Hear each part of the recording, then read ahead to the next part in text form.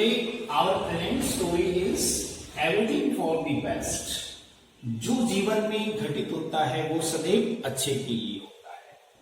ये हमारी 8वीं क्लास की कहानी है। This story has been taken from the real textbook. Real text book से हमारी कहानी को लिया गया है।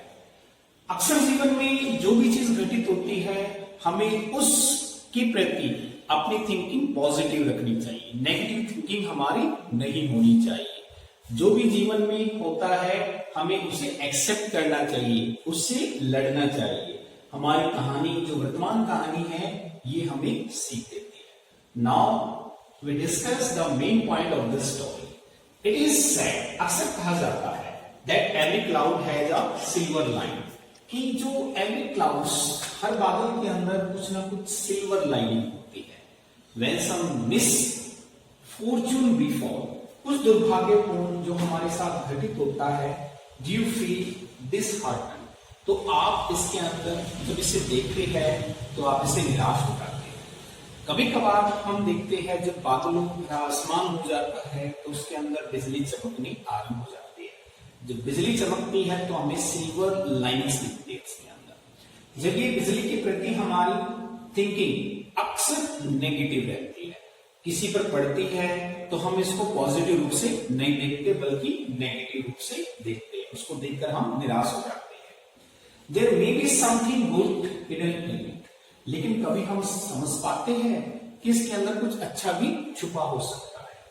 And the seemingly bad luck may become a blessing in discourse, कि जिसको हम बुरा लक मान रहे हैं ये बदले में हमारे लिए कुछ वरदान भी हो सकता है। हमारी थिंकिंग इसके प्रति नेगेटिव रहती है, हम पॉजिटिव थिंकिंग के बारे में नहीं सोच पाते। Now we start our present story. Next point, in ancient times, यानी प्राचीन समय की बात है। There was a rich and powerful king who ruled over a vast kingdom, कि बहुत ही ज्यादा रिच एंड पावरफुल किंग, काफी समृद्धिशाली, काफी शक्तिशाली राजा थे जो शासन करते थे एक बहुत ही विशाल साम्राज्य का। Pratap Singh was his adviser, और यहां तक कि जो प्रताप सिंह थे वह उनके एडवाइजर थे, सलाहकार थे, उनको सलाह देने वाले थे। As well as a close friend, और साथ में उनकी घनिष्ठ मित्र भी थे। Caravan alone brought daily wealth into his capital, यहां तक कि बड़े बड़े जो ट्रेड के बड़े बड़े व्यापारी बड़े बड़े लोड को लेकर कैपिटल में आते थे और काफी धन संपत्ति आदि का भी आदान प्रदान किया जाता था बिना किसी डर के। And his kingdom was well administered by his minister, और यहां तक कि उसके जो साम्राज्य था उसका प्रशासन किया जाता था उसके स्वयं मंत्रियों के द्वारा, under the guidance of Pratap Singh के नेतृत्व में। प्रताप सिंह के नेतृत्व में बाकी और मंत्रियों के द्वारा पूरे साम्राज्य का जो प्रशासन है वो काफी सुचारू पूर्वक सही तरीके से किया जाता था। तो राजा अपने साम्राज्य से, अपनी शक्ति से और अपने प्रशासन कार्य से बहुत ही ज्यादा खुश था, विशेष तौर से प्रताप सिंह से, क्योंकि सारा का सारा कार्य उसके अधीन होकर किया जाता है। The only irritation the king sometimes if suffer, केवल एक ही बात से राजा काफी दुखी रहता था। यह प्रकोप काफी उसको चिंतित करके रखता था। वाज टू सी, जब वह देखा करता था, इल ऑफ फेमाइन, यानी कि बुराई को, किसी अकाल की, एपिडेमिक, किसी महामारी की, एंड वॉर्स, और यहां तक कि किसी युद्ध की। ये तीनों चीजों के बारे में राजा जब सोचता था तो उसे काफी निराशा होती थी, वह काफी विचलित हो जाता था।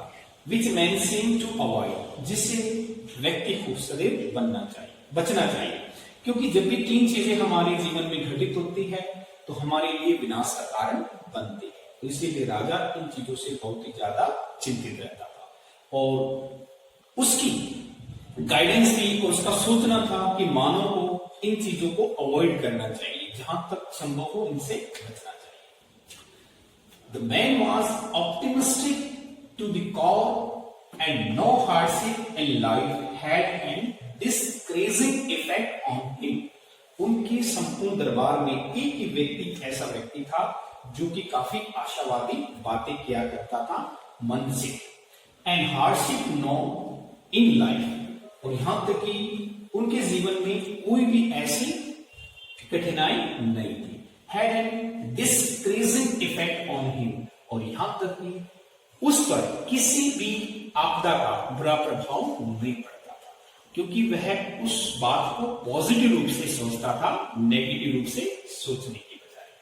Because he would always look at the positive side of the worst adversity. कितनी भी भयानक विपदा उसके जीवन में आती तो कभी भी वह उस विपदा का नेगेटिव तरीके से सोच विचार न करके पॉजिटिव तरीके से उस बात को सोचता। He would think of the benefit, वह केवल सोचता था लाभों के बारे में, that could be derived from adversities, जो किसी भी विपदा के अंदर उत्पन्न होते हैं। विपदा के अंदर उत्पन्न होने वाले बेनिफिट्स के बारे में वह सोचा करता था कि कोई भी विपदा आती है तो उस विपदा से हमें कौन से लाभ होते हैं। वो केवल लाभों के बारे में सोचता था, विनाश के बारे में नहीं। इनफैक्ट वास्तव में दिस पर्टिकुलर ट्रेट, ये जो विचित्र गुण था या विचित्र जो सोच विचारने की शक्ति थी उसके अंदर, वाज सो प्रोमिनेंट, या उसको बहुत ही ज्यादा प्रसिद्ध बना रही थी इन हिम, यानी उसके अंदर बहुत ही ज्यादा प्रसिद्ध हो जाती है, उसको भी काफी प्रसिद्ध कर देती है। दैट अदर्स अराउंड हिम, जो दूसरे उसके चारों ओर रहते थे दरबार के अंदर, उससे नीचे या उससे ऊपर जो भी कार्य करते थे, तो लोग इसके विशेष गुण के कारण काफी इससे खुशी भी थे और काफी इससे नाराज थे। वेरी ऑफन बहुत टाइम, क्योंकि वह एक ही बात को बार बार कहा करता था और लोग उसकी बात से काफी थक जाते थे। ऑफन रिपीटेड बिलीफ, क्योंकि उसका एक ही विश्वास बार बार था, किसी भी आपदा को देखकर वो हमेशा एक ही बात कहता था, एवरीथिंग फॉर द बेस्ट, कि जो भी जीवन में होता है वो सदैव अच्छे के लिए होता है। One day, now we start our story from this point.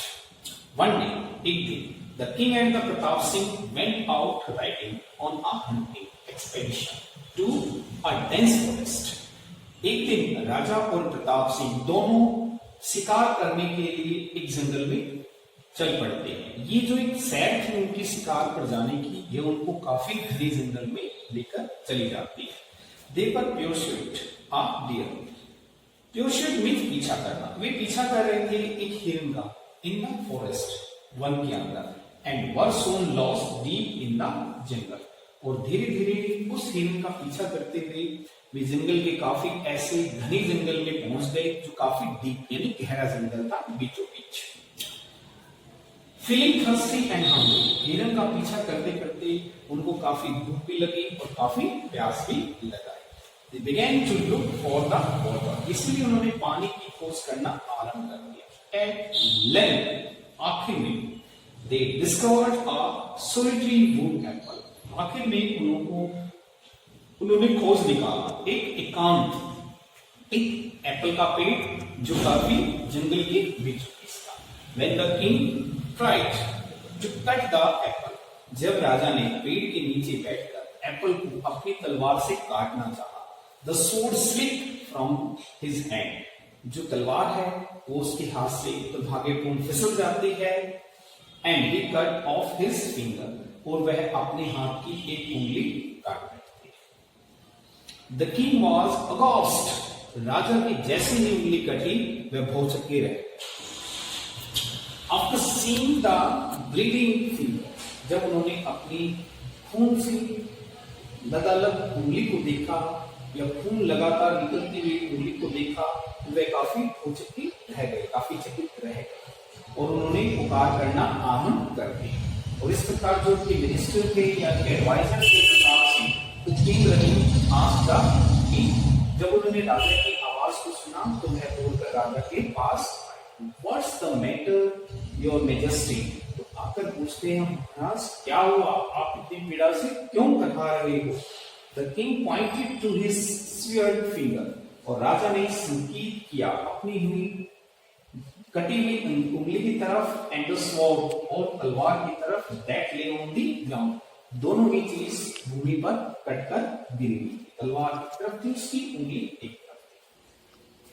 Picking out the sword, राजा की तलवार को उठाते हुए, द एडवाइजर सेड, जो उसके एडवाइजर्स थे, सलाहकार थे प्रताप सिंह, वह बोले, everything is for the best, कि महाराज जो हुआ वो अच्छे के लिए हुआ है। Is not it, asked the king ironically, राजा ने उसका व्यंग्य करते हुए पूछा, क्या उनकी उंगली कट जाना भी अच्छी संकेत है या अच्छाई की तरफ कोई संकेत है?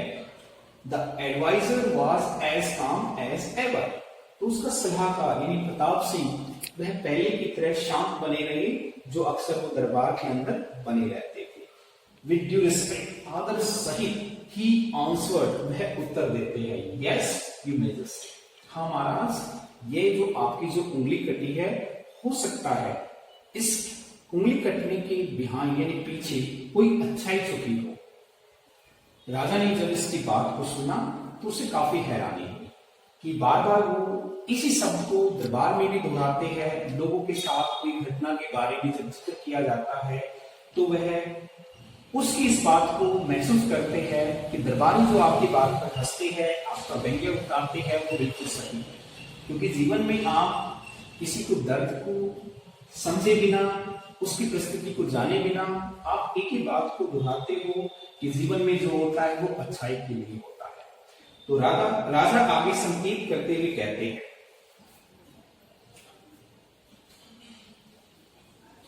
He answered you, yes, your majesty.